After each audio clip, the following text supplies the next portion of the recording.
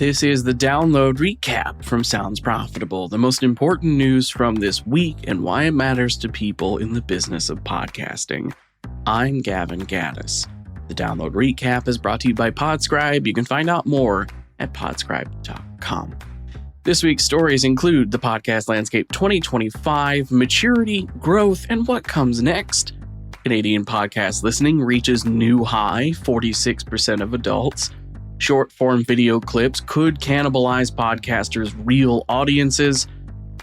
Amazon is dialing up its DSP impact with SiriusXM, and new ways for creators to earn more with brand partnerships. That one's from YouTube. Let's get started. Actually, before I get into the top story, just a quick production note. I'm taking next week off on vacation, so if you're not subscribed to the newsletter version of the download, you should go grab that on the front page of soundsprofitable.com because next week the podcast is taking a little bit of a break. I will be back for the download daily on Monday, September 29th, and I'll be back for the recap that Friday as well. But for next week, be able to take a little break from the show and you can read what Tom writes up while I'm gone.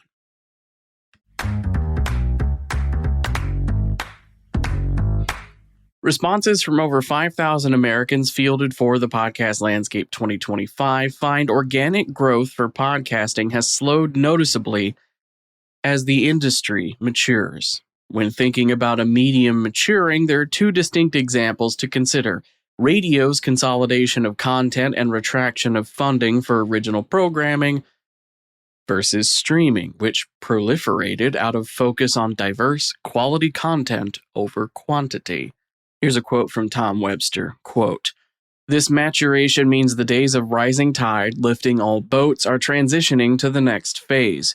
The podcasters and podcast companies that will thrive in this next phase are those that understand the need to actively compete for attention rather than simply existing in a rapidly expanding ecosystem. It's the difference between being a pizza restaurant when America was discovering pizza versus being one today. You better be really good at what you do." End quote.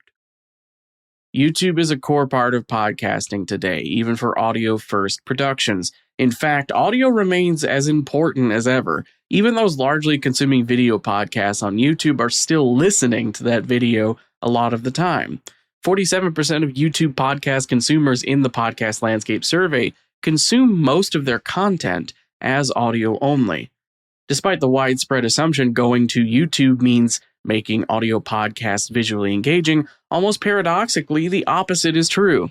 Video podcasts can't slack on the audio experience, or they'll turn off a large chunk of the audience who use the podcast as second screen content or outright put the phone down just to listen.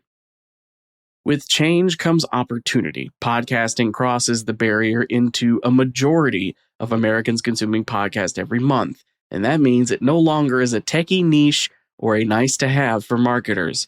Podcasting is a necessity in American media consumption. It is a cemented part of millions of people's daily lives. Growth will continue. The question is if the industry will do it thoughtfully, learning from the mistakes of other maturing media, such as radio.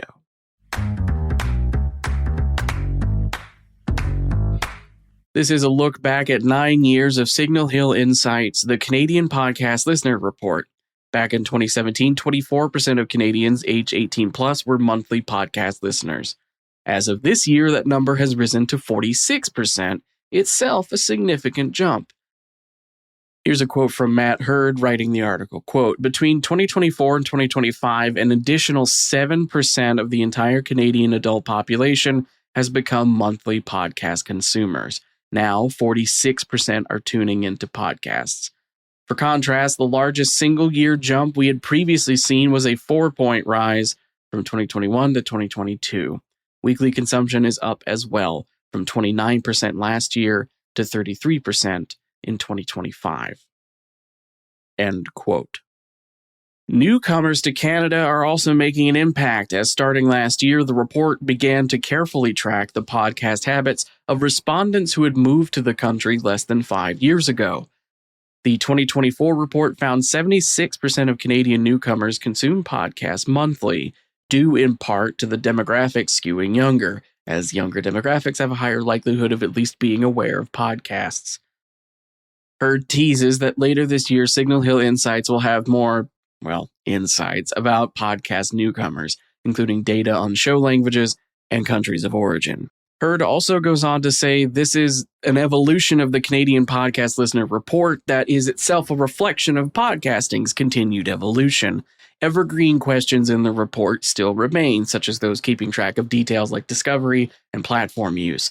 But in 2025, Signal Hill Insights is adding questions about watching versus listening behavior, consumption of podcast content on other forms of media, and examining the reasons why lapsed paying subscribers made the decision to stop paying.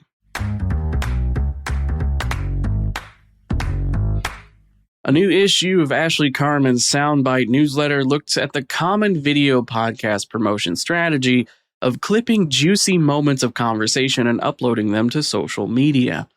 On paper, shotgun blasting clips onto YouTube Shorts and TikTok is a promotional strategy intended to draw new audiences into consuming the full podcast on YouTube or listen to it in an audio podcast ecosystem. Unfortunately, this comes as a bit of a double-edged sword. Here's a quote from Dan Meisner, co-founder of Bumper. Quote, "It's nowhere near as impactful as people want.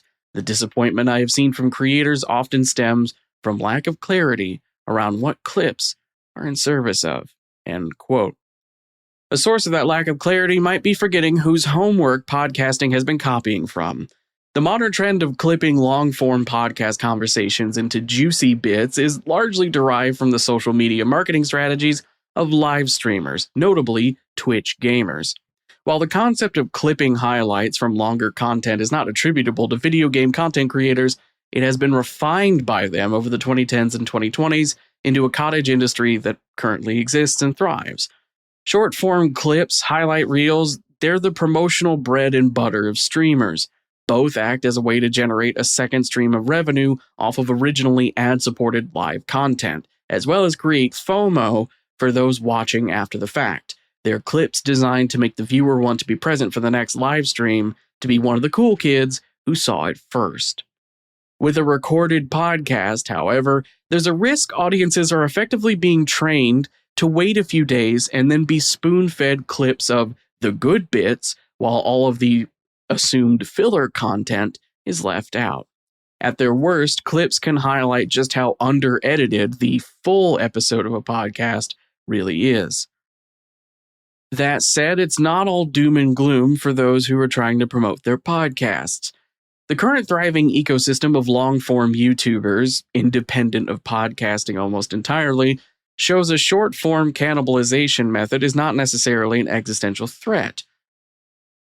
Possibly because they have a much different strategy. For example, video essayists like Eddie Burback, Jenny Nicholson, or Dan Olson aren't cannibalizing their multi-hour-long videos by posting clips on TikTok. They're maintaining TikTok and YouTube short accounts for their own personal brands that then act to funnel audiences over to YouTube, where they can find longer versions of what they're talking about on the short-form platforms. This week, SiriusXM and Amazon DSP, that's demand-side platform, announced a new deal that brings over 160 million listeners from SiriusXM's Pandora and SoundCloud over to the platform, making this the largest audio partner for Amazon DSP.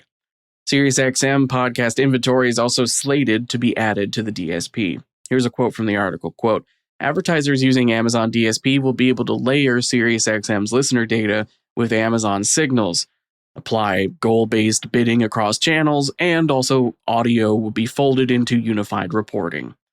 Amazon is also promising full funnel measurement through its clean room product, Amazon Marketing Cloud, where audio exposures can be tied to outcomes like site visits or sales.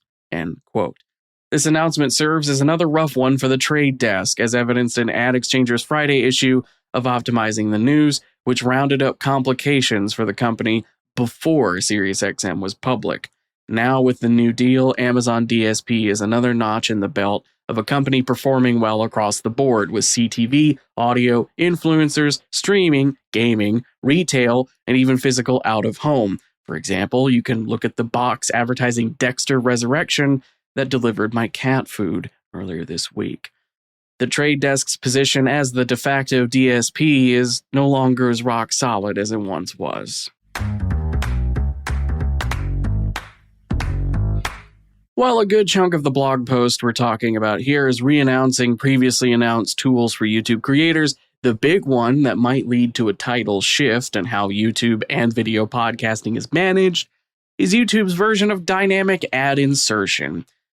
Starting next year, long-form video creators will be able to dynamically insert brand segments into designated slots. Here's a quote from the post. Quote, "This new format enables you to remove the sponsorship when the deal is complete, resell the slot to another brand, or eventually sell the same slot to multiple brands in different markets, transforming your videos into living assets to grow your business."